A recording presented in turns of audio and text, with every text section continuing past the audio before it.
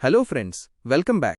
భారతీయ cinema చరిత్రలో ఇప్పటివరకు బాహుబలిని చూశాం, ఆర్ఆర్ఆర్ని చూశాం, కేజీఎఫ్ని చూశాం, కల్కిని చూశాం. కాని ఇప్పుడు రాబోతున్న సునామీ ముందు ఇవన్నీ చిన్నబోవాల్సిందేనా? సూపర్ స్టార్ మహేష్ బాబు, దర్శకధీరుడు రాజమౌళి కాంబినేషన్లో వస్తున్న గ్లోబల్ అడ్వెంచర్ సినిమా. సోషల్ మీడియాలో వారణాసి అని పిలుచుకుంటున్న ఈ ప్రాజెక్ట్ బాక్సాఫీస్ దగ్గర 3000 కోట్ల టార్గెట్తో వస్తోందా? అసలు ఒక ఇండియన్ సినిమాకి 3000 కోట్లు సాధ్యమేనా?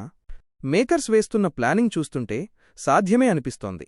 సోషల్ మీడియాలో వైరల్ అవుతున్న ఒక రిలీజ్ డేట్ పోస్టర్ ఇప్పుడు ఫ్యాన్స్కి నిద్రలేకుండా చేస్తోంది. అసలు ఆ డేట్ స్పెషాలిటీ ఏంటి? ఈ ఏప్రిల్లో ఎన్ని సెలవులు వస్తున్నాయి? 1300 కోట్ల బడ్జెట్ని జక్కన్న ఎలా రికవరీ చేయబోతున్నాడు? మొదటి రోజు 350 కోట్లు సాధ్యమేనా?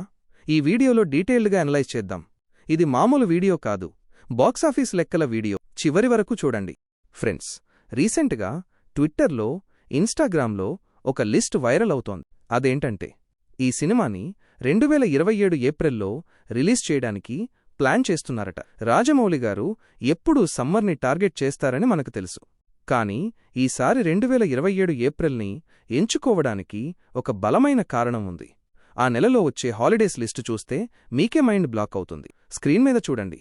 ఏప్రిల్ 6 మంగళవారం యుఎస్ఏ ప్రీమియర్స్ ప్లాన్ చేస్తున్నారు.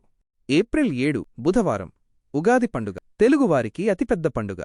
ఏప్రిల్ 10-11 ఫస్ట్ వీకెండ్, శని ఆదివారాలు.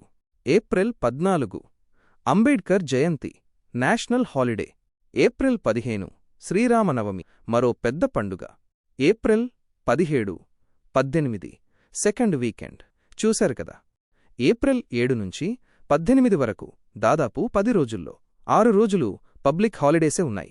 ఇలాంటి గోల్డెన్ డేట్ దొరకడం అంటే సినిమా సగం హిట్ అయినట్టే. లాంగ్ రన్కి ఇంతకంటే బెస్ట్ డేటు ఇంకోటి ఉండదు. అందుకే రాజమౌళి ఈ డేట్ని లాక్ చేసే పనిలో ఉన్నారట. ఇక బడ్జెట్ విషయానికి వస్తే గుండె ధైర్యం చేసుకుని వినండి. ఈ సినిమా బడ్జెట్ అక్షరాల 1300 కోట్లు అని ఇండస్ట్రీ వర్గాల టాక్. ఇండియన్ సినిమా హిస్టరీలోనే ఇది హయ్యెస్ట్ బడ్జెట్. అసలు ఇంత డబ్బు ఎక్కడ పెడుతున్నారు? లొకేషన్స్. ఈ సినిమా షూటింగ్ ఎక్కువగా ఆఫ్రికా అడవుల్లో జరగబోతోంది. ఇప్పటికే కెన్యా లాంటి దేశాల్లో లొకేషన్స్ ఫైనల్ చేశారు. అక్కడ షూటింగ్ అంటే ఖర్చు మామూలుగా ఉండదు. హాలీవుడ్ టెక్నీషియన్స్ కేవలం ఇండియన్ టెక్నీషియన్స్ మాత్రమే కాదు, హాలీవుడ్లో టాప్ మోస్ట్ విఎఫ్ఎక్స్ కంపెనీలు ఈ సినిమాకి పనిచేయబోతున్నాయి. రాజమౌళి విజన్ కేవలం పాన్ ఇండియా కాదు, పాన్ వరల్డ్. గ్లోబల్ ఆడియన్స్ని, ఇంగ్లీష్ ఆడియన్స్ని మెప్పించాలంటే క్వాలిటీ ఆ రేంజ్లో ఉండాలి. అందుకే ఖర్చుకి వెనకాడటం లేదు నిర్మాత. ఇప్పుడు అసలైన లెక్కల్లోకి వెళదాం. 1300 కోట్లు పెడుతున్నారు, సరే, మరది వెనక్కి వస్తుందా? ట్రేడ్ పండితుల అంచనా ప్రకారం ఈ సినిమాకున్న హైప్కి రిలీజ్ డేట్ అడ్వాంటేజ్ కలిస్తే డే 1 ప్రపంచవ్యాప్తంగా 350 కోట్ల గ్రాస్ వసూలు చేసే ఛాన్స్ ఉంది.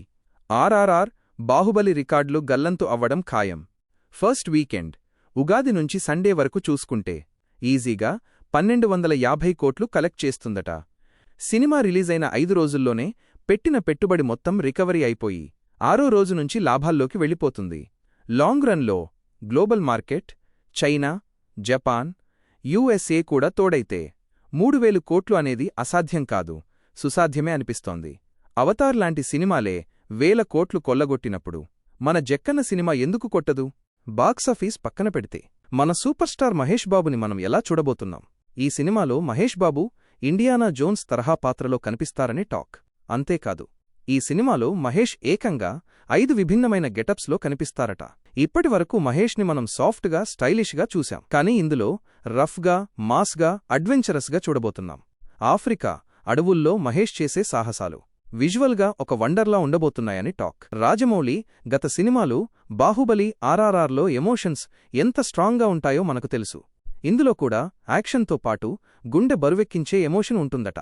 మొత్తానికి వారణాసి కేవలం ఒక సినిమా కాదు, ఇదొక భారతీయ సినిమా గర్వకారణం కాబోతోంది. 2027 ఏప్రిల్ కోసం ఫ్యాన్స్ క్యాలెండర్లో డేట్స్ మార్క్ చేసి పెట్టుకోండి. మీరేమంటారు ఫ్రెండ్స్? ఈ సినిమా 3000 కోట్లు కలెక్ట్ చేస్తుందా?